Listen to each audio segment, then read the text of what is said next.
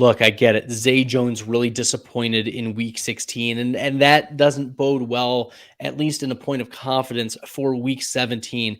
Zay Jones only 4 targets in this game. That's the fewest targets he's had since week 8 against Denver, where he went 3 for 28, finishes the wide receiver 58.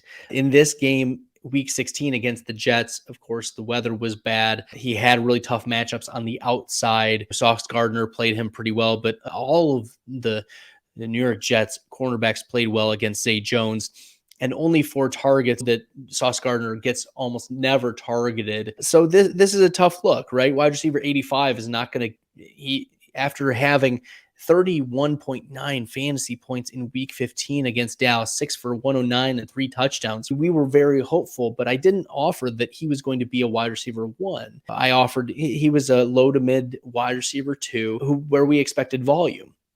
And there were 4 of the last 5 games where Zay Jones had double-digit targets. Like Christian Kirk, I'm monitoring this situation closely. Could Zay Jones have a big game against a bad secondary? Absolutely.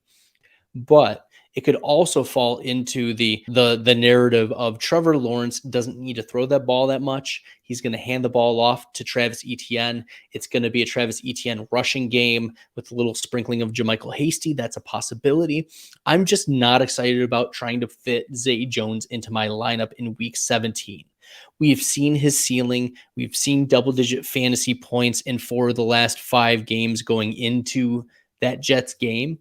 But the weather was bad, the matchup was bad, and the Jets don't give up a lot of fantasy points to opposing cornerbacks. And the similarly is the case for Houston. Those defensive backs don't give up a lot of fantasy points to opposing wide receivers, but it's not because they are good players. It's because they don't get a lot of passing volume. If you like the content and this is helpful to you, make sure you hit that red subscribe button. It really helps the channel. In fact, Houston has among the fewest pass attempts against in the league. Teams are just not willing to throw against the Houston Texans because they can run the ball. So Zay Jones, I feel as though, is an extremely risky play in week 17. Could he go 5 for 60 and then have a touchdown? Yes. Then it would be 14 fantasy points. You are just fine. You're happy with that.